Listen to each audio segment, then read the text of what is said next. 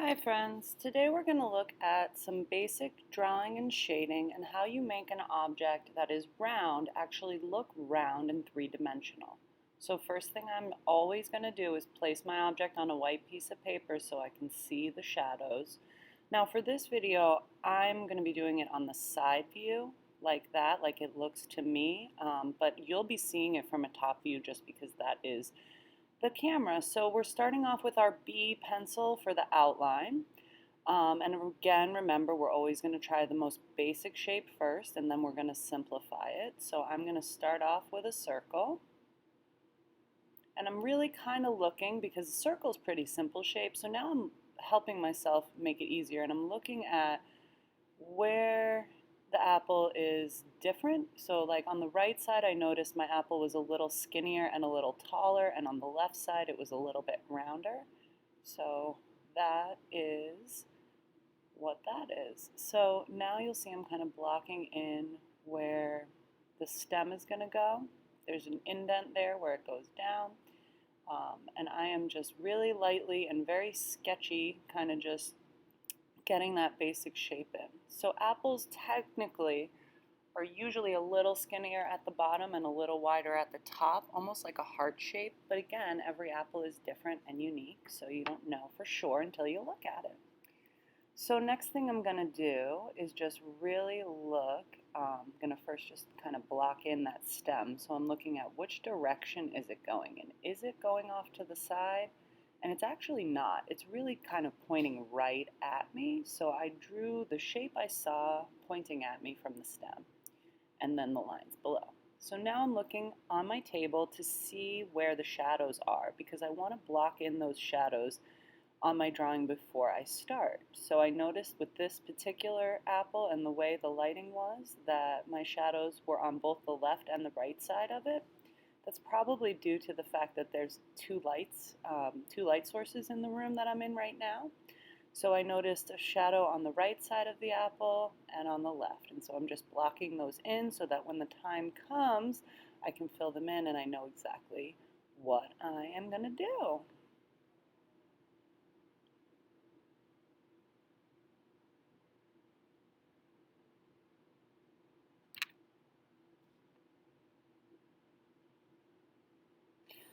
So next thing I'm going to do is actually start shading my apple. So I'm going to grab my 6B pencil. You folks may have an 8B or a 7B pencil, which is great, even darker and even better. And now I'm looking at the bottom of the apple where it's kind of close to the table, and I'm noticing which side of my apple is darker. So the way the lighting is in this room, the left side of my apple is much darker than the right side. So I'm starting off with my nice dark pencil, and I'm getting some shading here on this right side. Notice how far back my hand is holding the pencil. I'm not holding it right down at the point, and that is so I'm able to get quick, broad, and not really sharp strokes, so kind of nice and soft strokes. And now I am blending. So you notice with the blender, I'm going in a circular motion. And that is to get rid of all those little streaks and to just have it look nice and soft. You also want to blend into the area that you did not put pencil yet, because that's how you get a nice sort of ombre kind of blend. So I'm blending the whole area, and I'm going to end up going back over this in a little bit and making it even darker. But for now, I just want to get some basic tones on my apple. So I'm just fixing up the outline there, make it look good. All right. So next part, we're going to grab a pencil that's just a little bit lighter. So instead of my 6B, I've grabbed my 4B, just a little bit lighter, and again, holding the pencil really far back and doing really broad, loose, and light strokes right on the apple. I want to get a nice base tone on the apple before I start thinking about highlights and textures and things like that. I just want a nice kind of light to medium gray tone all over my apple. And again, my particular apple was really light on the right side and really dark on the left, so I'm leaving my right side a little bit lighter just so it has that to begin with. So you notice here I am blending. I didn't put any pencil in the right corner, and I'm just going to kind of blend what's there over into that area. So circular blending is super important if you want it to look smooth, and also not pushing too hard with your pencils is really important if you want it to look smooth. So just take your time. It takes time, it takes patience, okay? It's also okay to take breaks. It's also a good idea to get up and walk away from your art for a minute and come back. It'll just help your brain kind of refocus, and it'll probably look a lot better when you return. So now I've got just a nice tone everywhere. I'm really looking at that inside crease there because that's going to be quite dark. That's where the stem comes out of the apple. So I want to make sure that I put some darks in there so that it really looks like it's going down. And then of course I'm going to blend those as well.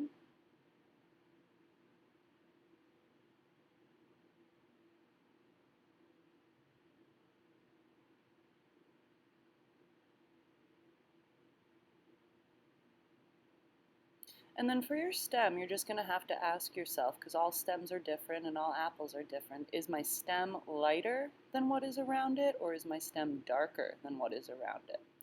Now on my particular apple, there were some yellow areas of the apple that weren't red, and so I'm kind of blocking those off right now so that I'm able to erase and make those areas lighter.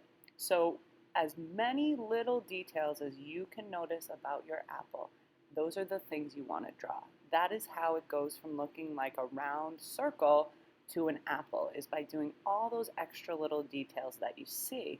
And we're going to talk about how you get kind of the texture of the apple in a moment. So now I'm looking, where is the shine? Where is the highlight? Where is it, the light hitting it? In my particular picture, there's a shine right there on my apple. Sorry, in my apple.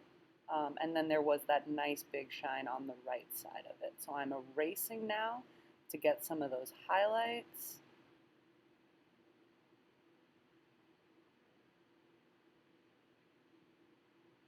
And then I'm also just darkening up that edge a little bit, just so we make sure it looks like it's round.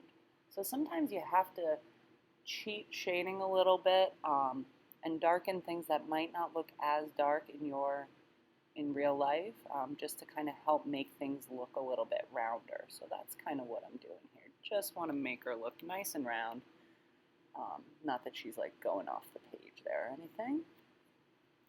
So remember, circular blending really makes it nice and soft.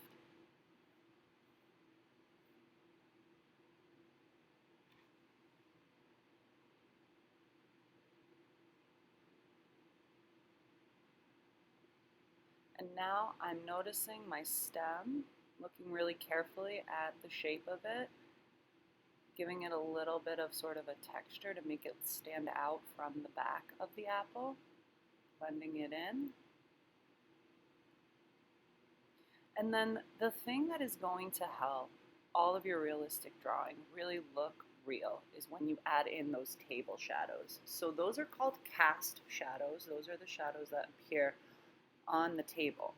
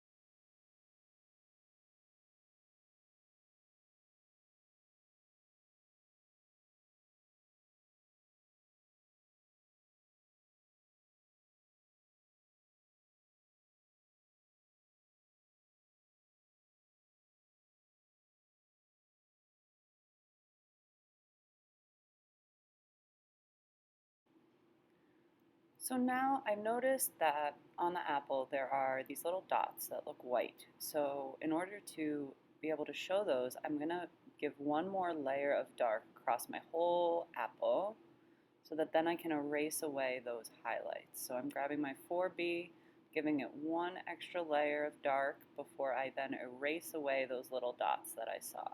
So I'm going to blend that all in first. And then I'm going to erase those little dots, which will help it look more realistic and give it the realistic texture that it has. And then just know, friends, that it takes time, it takes patience, it takes the willingness to keep trying in order to get good at drawing and good at realistic drawing. So just keep that patience and try your best. I'm just kind of darkening up some of those dark spots now because my newly added layer kind of got rid of some of those really dark darks. And now the last little thing I'm going to do is erase away the little dots to give the apple the texture that it has in real life.